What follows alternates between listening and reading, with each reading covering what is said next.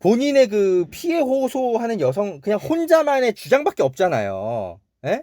이런 기준대로라면 뉴욕타임즈에서는 이 미투 이거는 무슨 성범죄 보도 준칙이 아니고 그냥 미투 사건, 예, 그냥 그거 자체로 받아들여져 가지고 취재가 되는 거예요. 그리고 심지어 뭐랄까 이거는 뉴욕타임즈에서 보도 자체도 안 될 사안인 거죠. 예, 박재동 화백이 뭐 예를 들어서 뭐 미투 폭로를 당했다. 예, 이런 보도 자체도 안 될 가능성이 커요. 왜냐하면 2명 이상의 증인이 없기 때문에.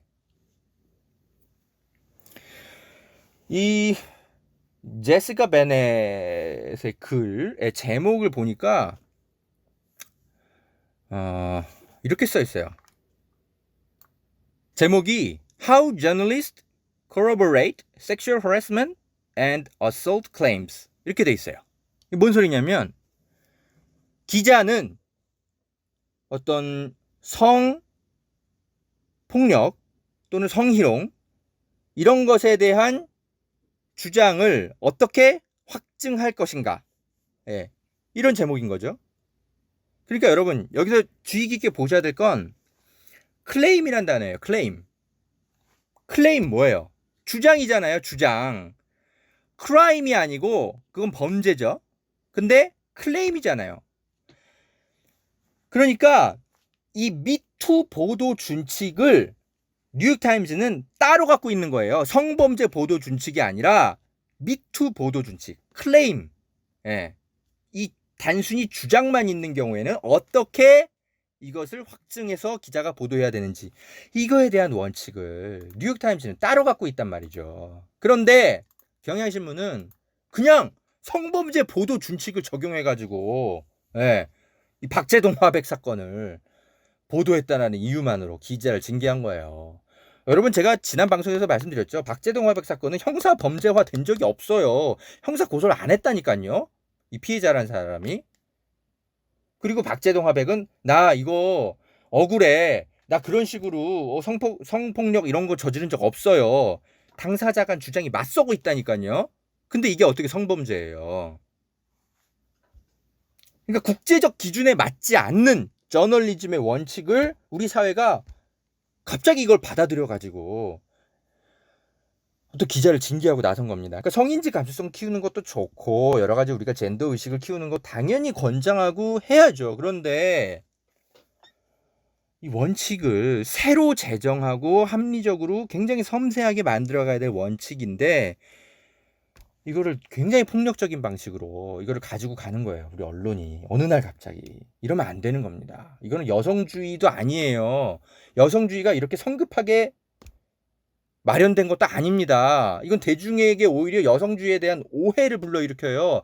여성주의는 늘 연대의 언어였습니다. 누군가의 징계의 언어로 활용된 적이 없어요. 경향신문이 틀린 겁니다. 경향신문이. 이게 여러분 저는 요즘 이런 생각이 듭니다. 이게 뭔가 이 기자들이 말이죠. 보수 언론은 당연히 마찬가지고 얘네들은 기회주의자들이니까. 근데 이 진보 언론 기자들도 이 정치 논리 같은 것들이 이 사건에 개입되면 다들 왜 이렇게 이성과 합리의 끈을 내려놓는지 모르겠어요. 예? 가만 보세요. 이게 박재동 화백 같은 경우는 사실상 여권 인사로 좀 분류될 수 있는 그 예술계 인사죠. 박원순 시장은 민주당 시장이잖아요. 이 두 분이 이 정치권과 연루되어 있는 어떤 그런 분들이 아니었다면 기자들이 이렇게까지 나서서 행동을 했을까요? 기사 삭제하고 기자 징계하고 이렇게까지 했을까요? 저는 아니었을 것 같거든요. 왜냐하면 당연히 당사자 간 다툼이 있는 사안이기 때문에 거리두기를 했겠죠. 에? 왜냐하면 기자 한 2, 3년 차쯤 되면 당연히 구분하는 거예요. 형사적 판단이 요구되는 사안과 형사적 판단이 완료된 사안. 이거는 경찰서 출입해본 기자는 금방 구분해요. 2, 3년 차면. 근데 이걸 지금 헷갈려가지고 미투 폭로가 나온 것 자체를 무슨 성범죄 사건처럼 헷갈려가지고 성범죄 보도 준칙을 적용해서 기자를 징계하고 있잖아요. 이거 무슨 정치인과 연루된 어떤 폭로만 나오면 당연히 여성이 피해를 입었겠거니 하고 이상하게 생각한단 말입니다. 기자들이. 이 박재동과 박원순이라는 이름만 쏙 빼고 이 사건 자체만 딱 들여다보면 사안은 명확해요.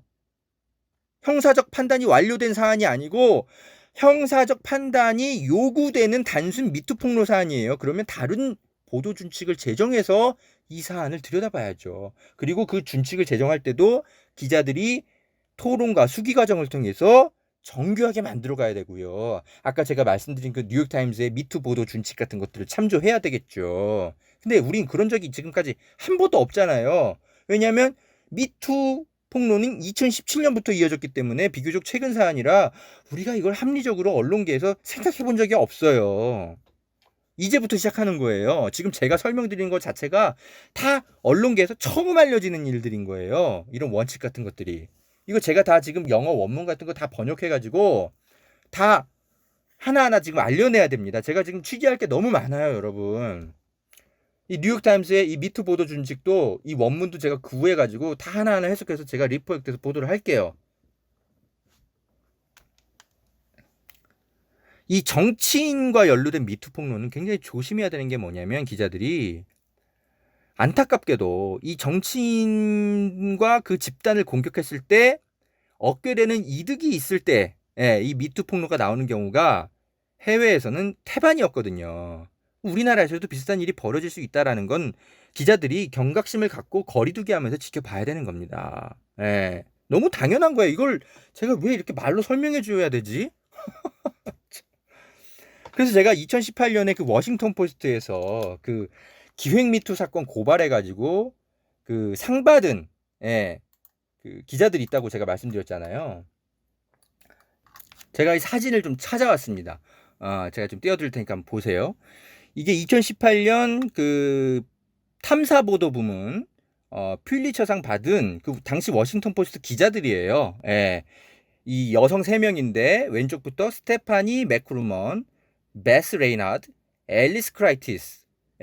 이 3명의 여성이 미투 기획 미투 이거를 고발해가지고 상을 받았어요. 이분들은 공화당 정치인한테 제가 성폭력 당하고 임신까지 당했는데 강제로 낙태해야 됐어요. 이렇게 찾아온 피해 호소하는 여성이 있었다고요. 근데 이 워싱턴 포스트 기자들은 당연히 처음에는 피해 호소인 입장에서 신중하게 이걸 들었겠죠. 그런데 역시 검증을 한 거예요. 이 주장에 대해서 꼼꼼하게. 그런데 이거 보니까 가짜 기획 미투 의심이 나네. 그런데 그걸 결국 끝까지 추적해서 밝혀냈어요. 이 여성을 막 몰아세워가지고. 이 워싱턴 포스트에서 그럼 이게 2차 가해한 겁니까? 이거 안 밝혀냈으면 워싱턴 포스트는 이 미투 폭로하러 온, 이 허위 미투 폭로하러 온 사람한테 낚여가지고 굉장히 크게 망신당할 뻔한 거죠. 그래서 이 가짜 미투를 고발한 것이 대단하다 하면서 2018년에 이분들이 퓰리처상까지 받았다고요. 이 경향신문의 우리 강진구 기자가 워싱턴 포스트에 근무했다면 이런 일을 했을 거고 당연히 상 받으셨겠죠. 이분은 한국 기자상을 몇 차례 수상한 사람인데 이런 거 못 하겠습니까? 참. 아이고. 제가요, 여러분. 그냥 이렇게 뭐 단순히 논평하고 앉아 있는 것만으로는 제가 성에 안 찹니다. 제가 이 저널리즘이 망가져가는 거를 방치할 수가 없어요. 직접 이 경향신문에다가 이 세계 이 저널리즘계에 어떤 미투 보도 원칙들이 지금 그 제정돼서 적용되고 있고 워싱턴 포스트에서는 이런 일이 있었다 이런 거를 의견서를 직접 써가지고 경향신문에 직접 내려고요. 이걸 써서 알려줘야지. 안 그러면 얘네들이 몰라. 경향신문 징계위원 이 사람들이 이 방송을 들을 리가 없잖아요. 그러니까 제가 시간을 내서 직접 의견서를 써가지고 갖다 내야 될 것 같아요. 갖다 낼 겁니다. 참.